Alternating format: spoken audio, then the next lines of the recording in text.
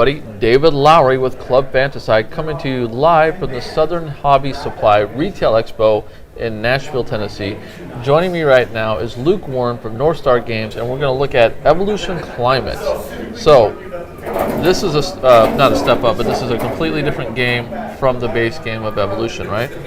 It's actually takes the base game and adds climate to it. Okay. So if you already have Evolution, we have an expansion, basically a climate expansion, which will convert your Evolution base game into Evolution Climate. All right. If you don't have Evolution, you can get the standalone version, and that's got the whole kit and caboodle. Yes. Right on. Okay.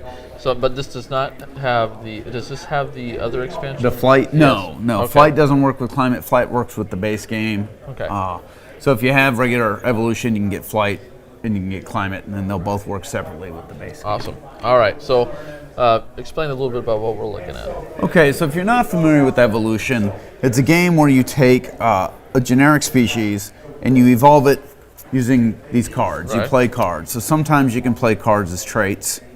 Other times, or you can discard cards to increase body size, population, add a new species. Okay. Right. So that's the basic premise of the game. Is you're trying to use these traits in combination with body size and population to out-thrive and out-survive your opponents. Right. Okay. What we've done in climate is we've added now the weather effects to the game. We've added some climate events, which when you hit these areas, something dramatic happens. And of course, obviously, some new traits to help you deal with the climate effects. Interesting. So, what I've kind of set up, we've played a couple turns. We've evolved our initial species some already. You've created a second species. And now what we're going to do is I'm going to kind of play you through a turn so you can kind of see some of how the game works. And then for people who are familiar with Evolution, some of the new cards. All right. Okay. So what we're going to do here is in Evolution, base game you can have 3 traits, and climate you can have 4. You need that extra trait to deal with the climate. We've already put in our food cards. That's these here. Right. Okay. So what we're going to do here with this guy is when you play traits, you're going to play him face down. Okay. So we're going to do this here. All right. And then you can use these cards to increase population and body size. So if you discard those 3 cards, we can go ahead and increase that, and we can increase that, and we can increase that. Okay? Yep. So you discarded 3 cards, you can do 3 things. Right. Okay. This player is going to put these 2 cards here, and he's going to discard 2 to go up 1 and go up 1. Okay? So now that we've played our turn, we're going to reveal our new traits. Okay? And since you went before me and you didn't do anything to this guy, I decided to go carnivore. Wow. All right? Because I have a climbing trait, so I can get past your defense and climbing. All right. Now we're going to turn over the food, and now we're going to see the effects of climate. So for people who have played regular Evolution, this is going to be a little bit new to them. You're going to compare your suns with your snowflakes. Right. We have more snowflakes than suns, so we're going to move the climate marker down towards the cold direction. Okay? So we're going to have a couple things happen here. We're going to lose 4 food. So we have a total of 10 here, 6 and 4. 4 of it's going away. So we're going to only add 6 food to the middle. Right. And then any creature size 1 or 2 is going to lose a population. All right, but you have defensive herding, which allows to protect you from cold. Now, this is a base game card that's been changed to help deal with the climate. So this is so that's why we call the expansion actually a conversion kit. You convert some of the base game cards. Okay. So you actually avoid any climate effects, and he's big enough, and he also has heavy fur, so he doesn't care. Right. I went up 1, so I avoided this population loss. If I had kept that and been here, I would have lost 1 population because there's 1 snowflake there. Right. Okay. So let's say I had done that instead. All right. Now we go to the feeding phase. So here's where you would take food. Okay. Now, if I was a start player, this guy would be able to attack. All right. So I'm a pack hunter. I'm a carnivore. Carnivores have to be bigger in body size. And normally you're bigger, but I have pack hunting. Right. Okay. So I'm a size 6 to your 3. And I have climbing, so I can get past your climbing. Right. So I would attack you, you would lose a population, and I would get 3 food for that. Right. Okay. And then it would be your turn. You would take food. He would take food and then cooperate to this guy. So let's bust out some food real quick so we can show this. My apologies for not having the food out earlier. All right.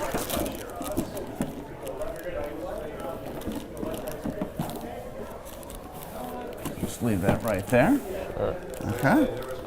So we had 6 food in the middle. Let's throw it out there. Now my carnivore, when he attacks, this is plant food out here. I don't get to eat this. I eat from the food bank here. So I got my 3 food from here.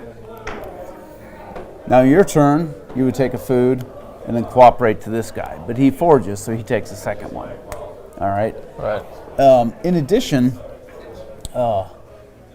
yep, that's all you would be able to do. It would come back to me. I'm still hungry. I'm going to attack this guy again, right? Because I'm so. Right. You can only eat up to your population. So normally I would get 2 more food here, but I'm maxed out. Right. This guy's now fed, but this guy isn't, and he would take a food, right? So on and so forth. And this food would stay out here. Now let's say we didn't have any food left over. You have a special trait, migratory, which allows you to take food from here if we've run out of food there. Right. So because you're moving to a different part of the world to get your food. So that's sort of some of the changes that we've added to the game. This hibernation guy here, if you had a really high population, he can avoid 2 starvation due to his this trait. So if that was the situation, he would only lose 1. Right. Normally in evolution, you starve down to your food. Right. So there's some of the new traits that we have going on with this. The other thing I didn't mention is when we hit this area, we had a climate effect. That's one thing that we do to sort of make each game different. Right. Is you can get these random events. What this does, it's a volcano, so it's going to move this marker to freezing. So next turn, we're here. This is much worse. We lose 8 food automatically, Right. and any creature size 1 to 4 lose 2 population. And then we turn them a new card. Oh, look at that. It's a glacial thaw. So if we stay there, this goes, and that's 3 suns for the next turn, so we get warmer. Right. So that's sort of, how we keep the game fresh. There's a lot of interaction, obviously, not only with the other players, but also now with the climate. So for those retailers who are not familiar with the Evolution series, how do they position this game to their customers?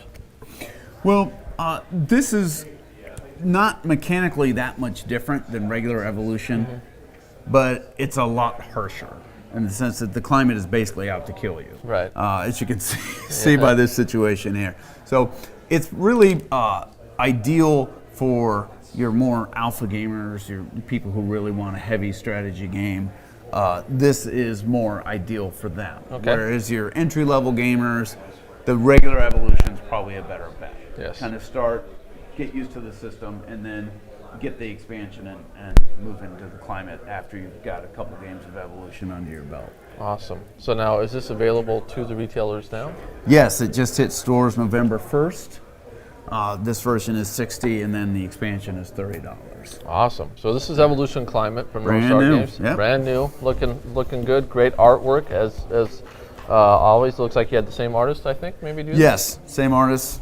Did the cover, did the new art, yeah. Awesome. Yeah, really good stuff. All right, now let's talk about the runaway hit, Happy Salmon.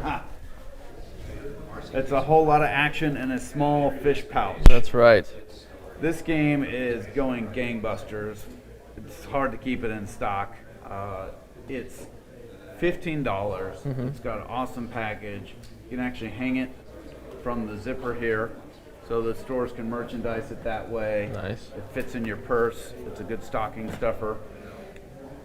Super simple. There's 6. You can play up to 6. If you get 2 decks, you can play up to 12. Okay. There's only 4 actions in a deck. Everyone's got the same deck.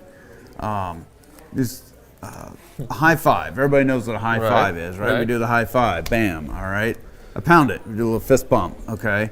A switcheroo is when you change places with the other person. Okay. Okay. And then the happy salmon. So you stick your forearm out and you slap forearm. Okay? Yep. That's a happy salmon, okay? So all you do is on the count of 1, 2, 3, go. Everybody turns over the deck. They're going to have one card showing. You start shouting this out because you got to find someone to do this with. Okay. Right? So you'll have a deck where you can play up to 6 players. You know, everyone's shouting out their action. Right. If you have somebody that has that action, you can do it. So I'm shouting out 5. You got a happy salmon. I'm stuck. No one's got a high 5. I can move my card. Oh, look, I have a happy salmon. We can do the happy salmon, and then we discard our card. Right. And then you're trying to get through your deck as fast as possible. The game takes literally like 60 seconds to play. Right. It's just mass chaos for 60 seconds. As I said, you get 2 decks, you get up to 12 people. Right. It's nuts. I mean, It is nuts. I can tell you, being at conventions, watching people play this game, it is a riot. And I never got to play the game because I'm always busy working. But Luke has got people around his table all night long playing this game and just cracking up. It is hilarious. So now, what's the retail on this? Only $15. $15, and obviously this is out now for you to be able to get. Who are they gonna gear this towards? Well, you know, when initially we grabbed the product, some game designers came to us. They showed us this. We're like, oh, this would be perfect for the toy and specialty market, because we didn't really have anything for the younger age group. But what we found is everybody loves playing this game. Like even you most heavy gamers, it's a great filler in between games. It's a great way to get things started, get your blood pumping. You run around the table, you're doing the high 5, and everything you do in this game is fun. Like everybody loves doing Happy Salmon, loves doing a Pound It. So it really just gets everybody in a good mood. You can't play this game without having a smile on your face. College market. Yeah, College as I would like to say, it's the most fun you can have in 60 seconds without breaking the law. It's true. I'm telling you, it was hilarious watching these people, and it's just they're so loud at that table because they're just having a blast. So definitely one worth picking up for your store. You can find out more about it at NorthStarGames.com. There it is, or SouthernHobby.com. This is Luke Warren with NorthStarGames. I'm David Lowry with Club Fantasci. You are watching the Southern Hobby Retail Expo here in Nashville, Tennessee. Stay tuned. We have even a little